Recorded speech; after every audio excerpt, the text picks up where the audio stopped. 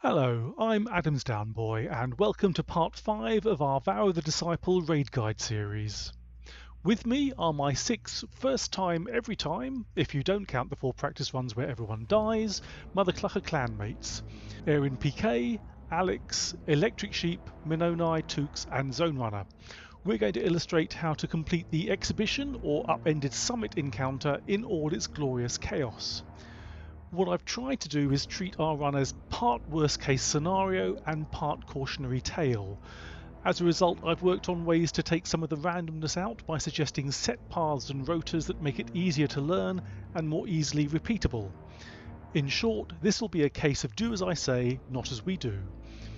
This is another encounter with no boss. Your aim as a fire team is to traverse 4 rooms of increasing size and difficulty before a terminal resonance timer runs out and wipes the team. It can be the quickest encounter to finish if everything goes right first time. Because there are so many moving parts, with all of them moving quickly, it's been quite challenging to work out how best to explain them. On the plus side, it is a combination of previous mechanics, identifying glyphs that appear after killing glyph keepers and shooting them on panels next to the exit doors to proceed. There is a change in previous encounters now.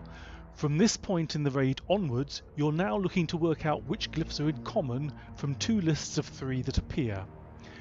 As in previous encounters, knowing the glyph names is essential so that you can communicate which one appears in both lists.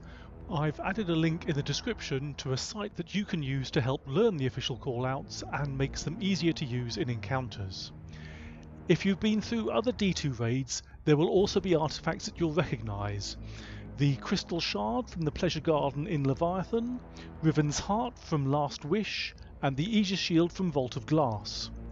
They're all used to deal with the room's mechanics and also can be used offensively against adds, so those wielding them should use them to help clear enemies, but just be a little cautious as dying while holding a relic makes a wipe a fair bit more likely. Between each room is a small anteroom with altars that people carrying relics can unload into and allow new fireteam members to pick up. The timer is reset to 1 minute 15 seconds when the first altar in each anteroom is interacted with, so you'll need to coordinate deposits and make sure that those rostered to use the relics in the following room are close, so they're all put down and picked up at the same time. In each room you move through, 1 Taken Phalanx Resonant Glyphkeeper and 1 Scorn Chieftain Glyphkeeper spawn in along with adds, 1 pair in the first room and 2 pairs in every room after that. Killing them will reveal 3 glyphs. The ones dropped by the Resonant Taken Phalanx can only be seen by Guardians carrying a relic, and the ones dropped by the Scorn Chieftain can only be seen by those not carrying a relic. Of the 6 revealed, 2 will match and need to be remembered. These are the ones that will need to be shot in the panels next to the door to exit the room. When a pair of Glyph Keepers is killed, a Disciple's Hourglass Taken Knight will spawn in that needs to be killed with a Crystal Relic to extend the timer by 40 seconds.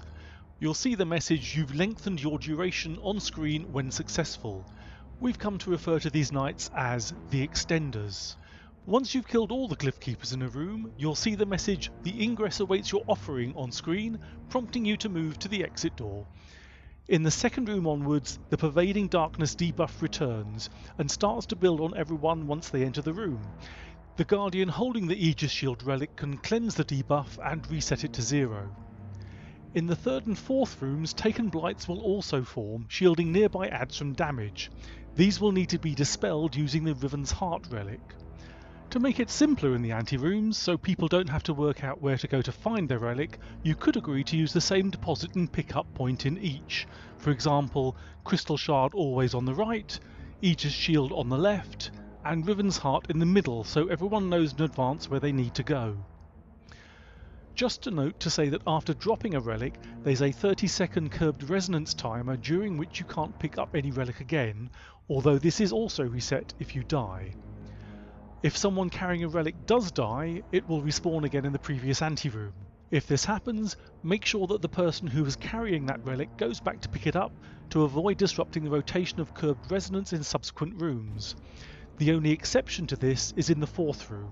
With no further rooms to worry about, if someone can pick up the dropped relic and carry on, they should. Now it looks and feels chaotic, but once everyone's comfortable with the room layouts and their role and pathing, like with a caretaker, it should feel like an elegant ballet. To me, it feels a bit like running about with the different Scorch cannons in the Wrath of the Machine Axis boss fight from D1, or cooking skulls and defusing the mines in the old Eater of Worlds raid lair. The weapons you might want to consider here should be able to deal with close to mid-range adds quickly. Ostiostriga and Witherhoard are good, as are swords with their combination of decent ammo reserves and big chunk damage. In Season 16, the combination of Void 3.0, volatile rounds and a Void sword like Falling Guillotine is particularly good. There are some overload champions in here, so make sure you have weapons and mods ready to deal with them. Before you start the encounter, decide as a fire team who will be taking which relic in each room. With 3 relics used for the final 2 rooms and the curbed resonance debuff timer, everyone will need to pick up and use at least 1 relic. This shows a rotation that can be agreed in advance. In each room, you'll again split into 2 teams of 3, each covering either the left or right side of each room. If you wanted to, you can also agree in advance who will be covering each side as shown here. For someone new to the raid, the Crystal Shard is the simplest relic to run, as the extenders always spawn in the same location. Guardian 1, in charge of the shard in rooms 1 and 3, only needs to kill the extender and then read out the glyphs that appear on the right hand side of the first room, and then kill the 2 extenders that spawn on the middle platform in the third room, so it's the most suitable for anyone getting used to these mechanics. The first room introduces the Crystal Shard relic. On pickup by Guardian 1, the timer starts and the 2 Glyph Keepers spawn in for the fire team to kill, Scorn on the left and Taken on the right. When both are dead, a Taken Knight with an immunity shield will spawn in. Only the Shard, which fires a continuous trace rifle-like beam, can take down the shield and kill the Knight. Guardian 1 with the Shard relic needs to move to the right hand side to read the 3 glyphs there, while someone else reads the glyphs on the left. Work out which one matches from both lists and shoot the matching glyph to open the door. In the Anteroom, Guardian 1 drops the Shard into the free altar on the right for Guardian 2 to pick up, with Guardian 3 collecting the Aegis relic from the left when it spawns. Members of the fire team not carrying relics should call out whether they're going left or right before entering the next room. You'll need 2 people on each side to help the relic holders. In the second room, initially, the shield holder should go left and the shard holder should go right, each with their 2 bodyguards. The location that Glyph Keepers spawn in each room is fixed, but from here on in, not which type, so you'll need someone on each side with a relic to read the taken glyphs, and someone without a relic to read the scorn glyphs. To spawn the Glyph Keepers, you'll first need to kill an orange bar ravenous Taken Hobgoblin, so go to town on any you find in a room until you see the message Glyph Keepers approach on screen. From room 2 onwards, there will be 2 pairs of Glyph Keepers, so 4 in total in the room. Each pair leaves a set of 3 glyphs near its corpse that you'll need to match one from to shoot and exit the room. When both are dead, the Extender Knight will spawn in near the exit that must be killed by Guardian 2 with the Crystal Shard relic. Overload Taken Hobgoblins will also spawn in. These don't have to be killed, but it's usually a good idea to do so. Guardian 3 with the Aegis relic will need to regularly cleanse the Pervading Darkness debuff from Fireteam members before it builds to 10, so they will need to move back and forth. Players should call out when they hit around 6 stacks so that they're not blinded. Once the second set of Glyph Keepers is killed, the Extender Knight will spawn in at the same place as before and again needs to be killed by Guardian 2. The fire team then needs to assemble near the exit and shoot the 2 identified glyphs to open the door at the exit to the area. In the next antechamber, Screebs will spawn in as the door opens, so be ready and don't push in too fast. Relic holders drop their relics into the altars to reset the timer. Again, you'll need to coordinate the drop and pickup. This time there are 3 relics to coordinate. The Crystal Shard to be picked up by Guardian 1 from the right altar, the Aegis Shield by Guardian 4 from the left altar, and Riven's Heart by Guardian 5 from the central altar. The remaining fireteam members should split, with 1 person going left and 2 right. Room 3 is much the same as before, but much larger and with a pit in the middle. In the third and fourth rooms there will now be Taken Blights appearing, shielding adds. The person with the Riven's Heart relic will need to dispel these blights to make the ads vulnerable. Strictly speaking, you only need to deal with blights that are shielding taken hobgoblins, so you can spawn the glyph keepers or ones which are shielding the glyph keepers themselves, but only miss one out if you're confident it won't hold up your run. There will be 4 blights in the room which can spawn in one of 2 configurations. The path you will need to take will be left right, or right left, depending on where the initial spawn occurs, as shown here. Guardian 5 with the heart will need to call out which way they are moving after they dispel the initial blight, so if the blight on the left spawns, they would call out that they were going right, and vice versa. Whichever route Guardian 5 with the heart takes, Guardian 4 with the shield should move the opposite way, and then move backwards and forwards to cleanse pervading darkness on the teams on both sides of the room. Guardian 1 with a shard should go left and help killing ads, keeping an eye on the central pillar that the Extender Knights spawn on after the Glyph Keeper on the left is killed. Killing the Glyph Keepers again reveals 3 glyphs on their corpses which can be read without a relic for the Scorn or with a relic for the Taken. One glyph will match across both lists which needs to be shot to open the door. Killing a pair of Glyph Keepers will spawn an Extender Knight on the central pillar in the pit for Guardian 1 to kill and extend the timer. There are 2 pairs of Glyph Keepers, so there will be 2 extenders to kill over the course of the fight in room 3. Shooting the 2 matching glyphs from the 2 Glyph Keeper pairs opens the door to the 3rd anteroom. Screebs spawn again after opening the door, so be ready and don't get caught. You'll need to coordinate swapping relics through the altars to reset the clock again and give yourself the maximum time for room 4. For the final room, Guardian 1 should deposit the crystal relic in the right altar for Guardian 2 to pick up. Guardian 4 will deposit the Aegis shield in the left altar for Guardian 3 to pick up, and Guardian 5 should deposit Riven's Heart in the central altar for Guardian 6 to pick up. The remaining Fireteam members should split, with 1 going right and 2 going left. The 4th room is much like the 3rd room, except there's even more open space in the central pit to fall through. When jumping, you'll need to be careful not to jump into each other or into ads jumping from platform to platform. Again, Guardian 6 with the heart will need to spot the first blight and call out which side they will be moving next. So if the initial blight is on the right, they need to call out that they are moving left. Guardian 3 will initially move in the opposite direction to Guardian 6, but afterwards will stay close to the 4 central pit platforms so that Guardians with stacks of pervading darkness know where to go to be cleansed. Guardian 2 with a shard will initially move right, but then stay close to the extender spawn. While not occupied, they can use the shard to snipe ads on adjacent platforms. For one last time, dispel the blights, kill hobgoblins, kill all 4 Glyph Keepers and read their glyphs, and kill the 2 Extender Knights and the Overload Champions while cleansing pervading darkness from the Fireteam. Finally, assemble at the exit and shoot the 2 identified glyphs on the door to open the 4th and final anteroom. Kill the Screebs and deposit the relics in the altars to finish the encounter and spawn the reward chest. You can drop the Submission submachine gun and Deliverance fusion rifle, or helmet, chest or leg armour from this chest. As in our previous guided videos for the raid, I'm now going to run the video from the perspectives of all 6 Fireteam members, pausing to illustrate the mechanics as they happen.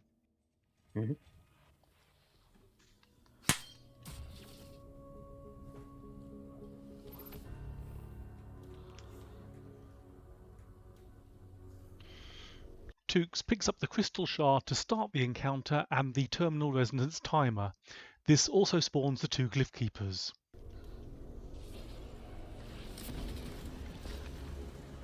Alex and Minnow kill the Scorn Glyph Keeper on the left and see the Ascendant Plane, Light and Love glyphs. Zone and Sheep kill the taken Glyph Keeper on the right. Ascendant Realm, Light and Love. Tukes kills the Disciples Hourglass Extender Knight, then moves right to see the Ascendant Realm, Pyramid and Tower glyphs. The Ascendant Realm glyph is in both lists, so this is the exit glyph that the Fireteam shoots to open the door. Ascendant Realm. Tukes deposits the shard and Minnow picks it up. The Aegis shield is spawned on the other altar, which Zone collects.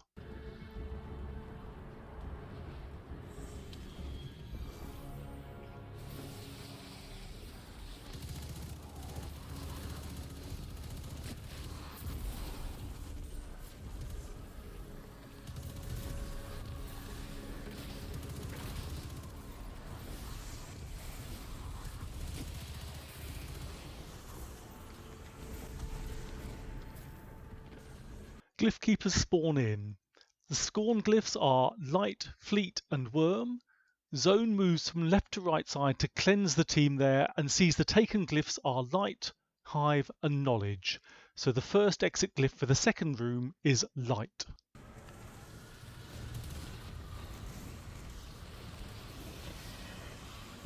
Light, Fleet, Worm. Light.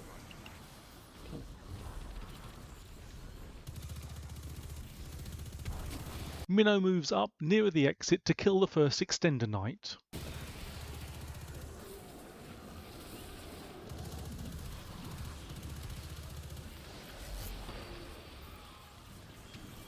Need cleanse, thank you, fine. Erin, Tooks and Zone kill the second Scorn Glyph Keeper, which drops Ascendant Plane, Earth and Tower Glyphs.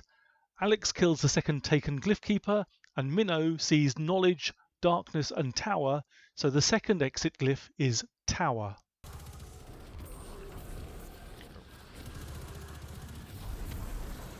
So Ascendant Plane, Earth, Tower.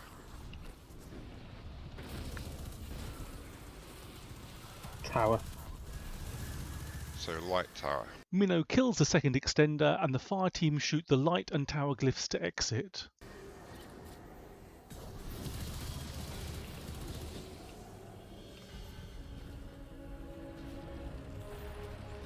The Screebs in the Anteroom are killed. Zone deposits the Aegis for Sheep to pick up. Minnow deposits the Shard for Alex to pick up, which spawns the Riven's Heart relic for Erin to collect.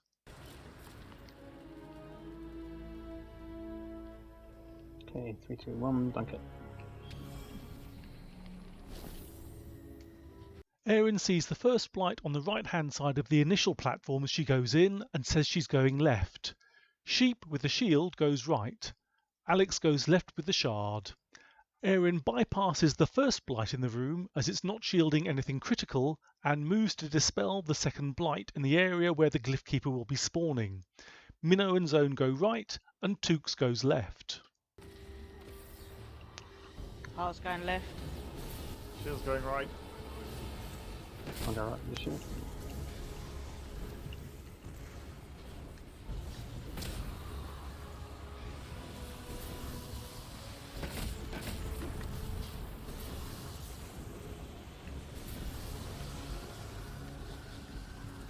Zone, Sheep and Minnow kill the taken Glyph Keeper and see the Scorn, Ascendant Plane and Tower glyphs.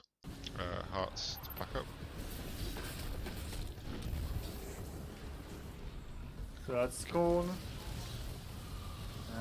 Ascendant Plane, and Tower. Alex, Erin and Tooks kill the Scorn Glyph Keeper and see Ascendant Plane, Blackheart and Love glyphs, giving Ascendant Plane as the first exit glyph. Sheep moves to the left side to cleanse, while Alex kills the first Extender. You cleanse the sheep. What you run? Thank you. That is Ascendant Plane.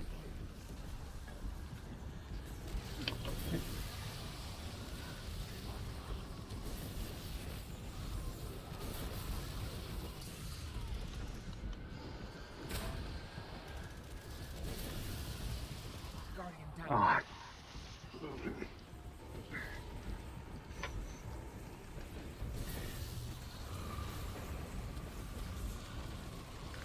After Erin dispels the fourth Blight, missing the third one out as it again isn't shielding any significant adds, she, Alex and Tooks kill the second Scorn Glyph Keeper and reveal the Knowledge, Fleet and Darkness glyphs.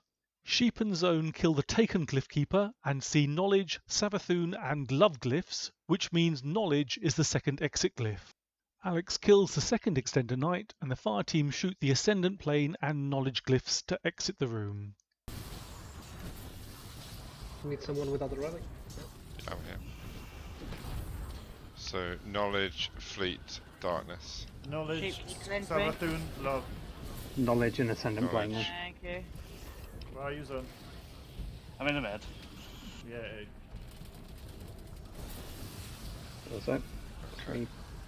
After the Screebs are killed, Erin swaps the Heart relic with Tooks, Alex swaps the Shard with Minnow, and Sheep swaps the Shield with Zone.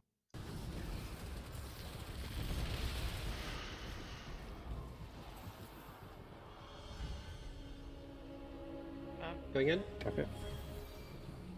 Took sees the first blight is on the left, so says he's going right. Zone heads to the middle to be ready to cleanse anyone who needs to get rid of the pervading darkness debuff. Minnow goes left with the shard. Sheep and Alex go left, and Aaron goes right. Okay, I'm going right.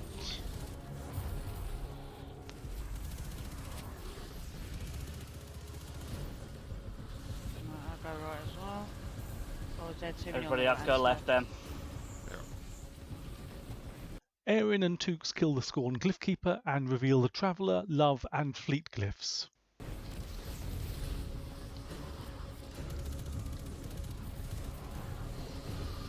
Can you read those, right? side? Yep, Traveller, Love, Fleet.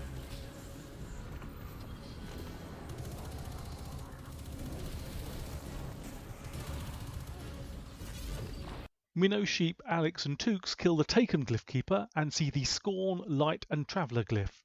So the first exit glyph is Traveller.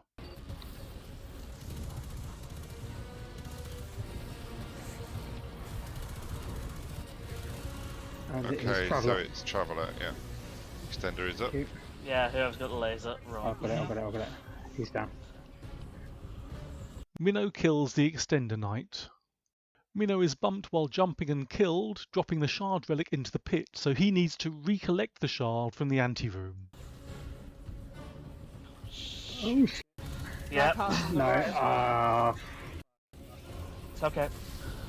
yeah, that's going to dump the relic off the Yeah, side. just Yeah, go and go get get it. it. Just go get it.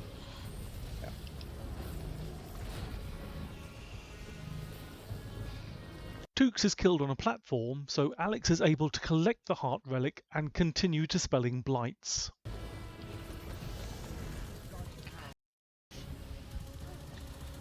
Cover all guys. All out. Zone kills the Taken Glyphkeeper and sees the Love, Darkness and Worm glyphs.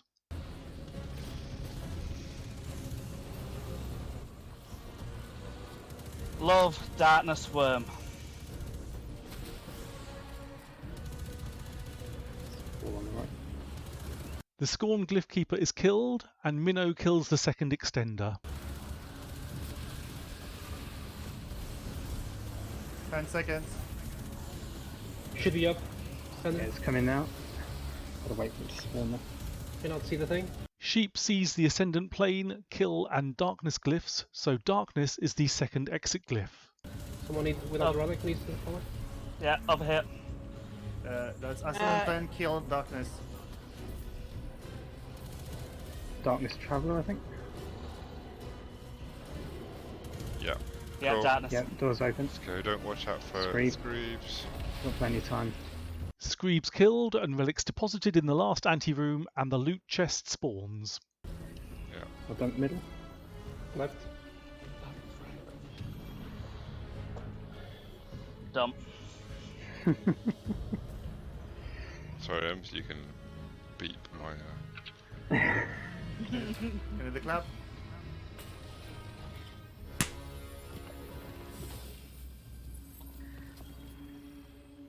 As you can see, it got a little hairy in places and we used 3 res tokens in the encounter. There's nothing that's going to help you more than familiarity with the room layouts and spawns and good communication. The timer is reasonably generous, as long as you're able to kill all of the Disciples' Hourglass Knights. Just make sure that no one ends up isolated on a side by themselves with the rest of the team on the opposite side of the room. This encounter can be frustrating, but standardising as many elements as possible, who picks up which relic for which room, which altar each relic goes in, and who goes left and right in each room reduces the time it takes to organise in a hectic environment and the chances of time and revive tokens being used unnecessarily. That's the end of our guide to the exhibition encounter. I'd like to thank Ascendant Raisin for making the glyph callout infographic free to use, Rick Bilson for permission to use his maps as the basis for the ones I've created, and Kyber from kyberscorner.com for permission to use the raid loot infographic. Thank you for watching, we hope that's helped you, and may all your drops be god rolls.